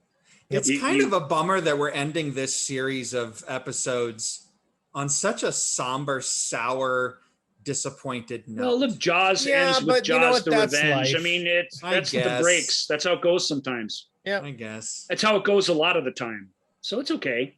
Hey, you guys want to feel better? A couple episodes ago, we talked for 4 hours about how we love aliens, and we're falling out of our chairs, with a 4-hour Valentine to the thing. I mean, go back. You want to hear some positivity? You got that. I'm not going to say his name because I still haven't learned how to produce it, but we are still on track to have Charles, who I'm not going to try because I'll know I'll butcher it and then he'll yell at me. So because I don't think I've ever heard it in person. I think I've only read his name, even though I know him personally. The internet's pretty good at this stuff. The younger generations really care about you getting that and see it as sort of an insulting thing when you mispronounce things. We're older, and so we mispronounce people's names all the time on this show, and we just try and be good humored about it. There's no other way to be about it. Yeah. But I do appreciate that. Culturally, we live in an age, and I think this is okay, where it's not it's not cool that you don't know how to say that. If you don't know how, figure it out and say it. So here I am refraining from saying his name while I'm pitching this idea that he's going to be on the show with us in a couple weeks, when I'm not even 100% sure that's the case. But hey, it's the movie show with Joel and Ryan. That's how it goes sometimes. Rob, you wanted us to pimp future shows. You got your way. If we're wrong, I'm blaming you. There it is, folks. Hey, we can ask him some things about this, even though I don't know how enthusiastic he'd be about it, but we're going to ask him a bunch of things. I'm enthusiastic about it. We're going to invite him to talk about things he's enthusiastic about it. And I can't stress enough, he doesn't see himself this way. Probably you, the audience, don't, but I do. I see him as like cinematic royalty. I just think that guy, there's 3 or 4 guys, Laurent Bruzeau, I'm saying his name wrong too. There are these documentarians who do these behind the scenes things. Especially artful are these retro versions where really is a bunch of people looking back on a thing mixed with the at the time sort of behind the scenes footage. There's 2 or 3 people that do that expertly and amazingly every time, and he's one of them. And he's got a fairly deep connection to this series, so we'll continue a little bit of that. If not our next show, future shows, we're off next week. Joel, you were about to wrap things up. Sorry. Yep. We are off once again next week. I get to go enjoy a little family vacation, but then we will be back just in time for Labor Day, I think. Yep. Yeah. We'll be back just in time for Labor Day. Day before Labor Day will be our next show, regardless of what it ends up being about. Yep. And but until then, you have all sorts of giant alien. I'll be 49 years old. Yeah, Ryan has a birthday coming up. It'll be Ryan's. Maybe that'll be what we do. It'll be Ryan's birthday. And I'm going to stay 49 years old for the next 11 years. So you can count on that. There you go. Just go into hypersleep. You don't have to worry about it. There you go. It's happening. Or Ryan is going to put on a skimpy pair of underwear and a little tank top, he's just going to go into cryo sleep. Michael, aliens, man.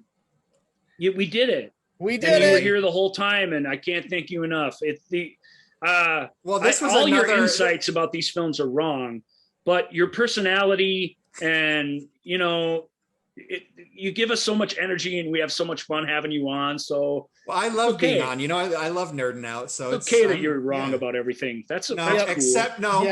We end this with the fact that Vasquez and Drake totally thing. I was not wrong on that. We're doing this. You don't know that. You could still be wrong. All right. Thanks, everybody, so much. Thanks so much, everybody, for joining us on the movie show with Joel and Ryan. Until next time, take care. Thank you for listening to the movie show with Joel and Ryan. Remember, all views and opinions represented in this podcast are personal and belong solely to the speaker and do not represent those people, institutions, or organizations that the speaker may or may not be associated with, unless explicitly stated. None of these views and opinions were intended to malign or deceive. And now, Here's the producers, circa 1982, to play us out.